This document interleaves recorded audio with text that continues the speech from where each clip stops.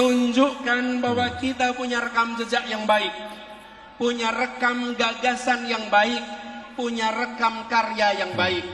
Karena kita punya itu semua, kita tidak perlu berbohong. Bila rekam jejak kita bermasalah, bila rekam gagasan kita bermasalah, bila rekam karya bermasalah, baru di situ ada kebohongan-kebohongan.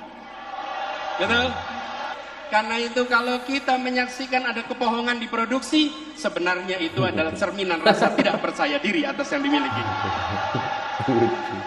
Begitulah isi pidato Anies Baswedan dalam acara deklarasi relawan di Senayan, Jakarta kemarin. Anies menantang akan adu rekam jejak dalam kontestasi Pilpres 2024 nanti. Pertanyaannya, apakah rekam jejak Anies selama menjabat Gubernur DKI Jakarta sudah beres tanpa masalah? Fakta membuktikan, rekam jejak Anies di DKI Jakarta banyak kebohongan. Contohnya, Anies berjanji tak menggusur warga DKI Jakarta. Fakta membuktikan, selama Anies menjabat Gubernur DKI Jakarta, penggusuran tetap sering terjadi dengan menggunakan peraturan era Ahok. Para pendukung Anies di Kampung Sunter Agung juga digusur paksa dengan kejam tanpa ada rasa kemanusiaan. Gubernur ingkar janji. Katanya sebelum jadi gubernur, Pak Anies janji tidak ada penggusuran.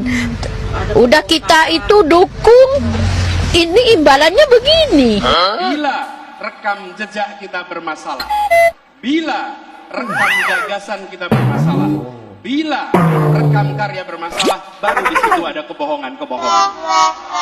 Betul? Bahkan, para pendukung Anies di Kampung Bayam sendiri juga digusur paksa demi membangun Stadion JIS. Banyak warga yang dipaksa pergi tanpa tempat pengganti. Harapan warga sini mah pengennya ya dapat ganti, sewajarnya aja lah ya kan, dapat ganti lalu pindah gitu. Hewan aja, sedangkan aja hewan aja ada kandangnya, masa manusia nggak ada kandangnya? Bila rekam jejak kita bermasalah, bila rekam gagasan kita bermasalah, bila rekam karya bermasalah, baru di situ ada kebohongan-kebohongan. Betul? Sebelum masa tugas Gubernur DKI Jakarta berakhir, Anies Baswedan meresmikan rumah susun untuk warga Kampung Bayam yang jadi korban penggusuran pembangunan Stadion JIS. Pada acara peresmian tanggal 12 Oktober 2022 itu, Anies banyak mengobrol kata-kata manis kepada warga Kampung Bayam yang jadi korban penggusuran. Tapi faktanya, usai acara peresmian, warga korban penggusuran Stadion JIS ternyata tidak bisa tinggal di rumah susun Kampung Bayam tersebut. Dengan kata lain, acara peresmian rumah susun yang dilakukan Anies Baswedan pada Oktober lalu, hanya seperti peresmian bohong-bohongan.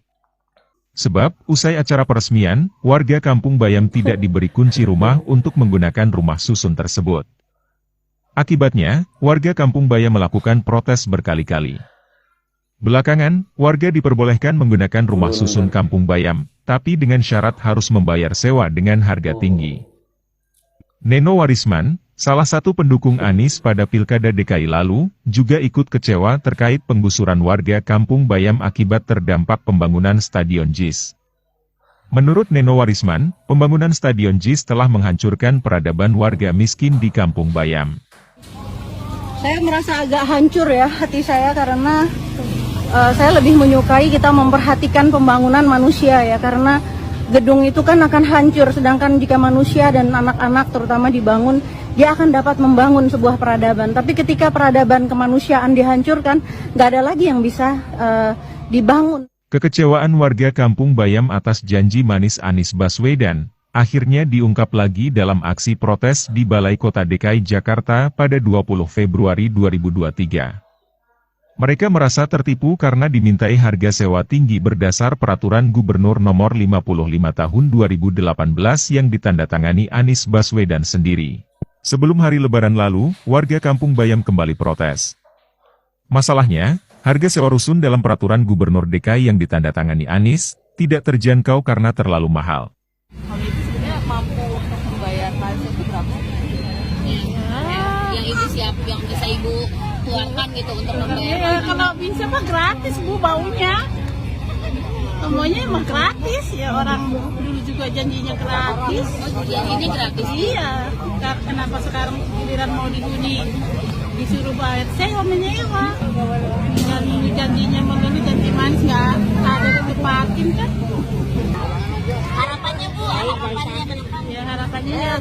secepatnya lah supaya bisa menghuni. Karena para korban penggusuran Stadion JIS tak bisa tinggal di rusun yang diresmikan Anies, warga Kampung Bayam kini banyak yang terpaksa tinggal di tenda. Mungkin boleh diceritakan secara singkat kehidupan di tenda itu bagaimana sih? Ya di tenda ya kalau bisa dibilang ya prihatin lah gitu loh. Cuma nanti ya gitu tadi bilang aku bilang kan selalu nanti kita seolah-olah mengangkat yang namanya kemiskinan gitu loh. Kami nggak minta yang macam-macam dari awal gitu loh. Kalau memang tuntutan kami adalah kami bisa menempati hunian yang layak itu aja kok gitu. Nah guys, itu dia ya janji-janji Anies. Dan ya bisa dibilang si Anies ini bisa dibilang membongkar kebohongannya sendiri ya guys. Dan kita bisa lihat tadi janji-janjinya yang mereka ataupun yang Anies ingkari itu banyak sekali lah ya guys. Jadi apakah ini adalah calon pemimpin kita selanjutnya? Menurut saya pribadi ya ogah lah ya guys. Tapi kalau menurut Anda ya mungkin lain pula ya guys. Coba kalian komen di bawah. Apakah ini adalah calon pemimpin yang baik kira-kira yang sering ingkar janji? Ya di kawasan di kawasan Jakarta aja sudah banyak yang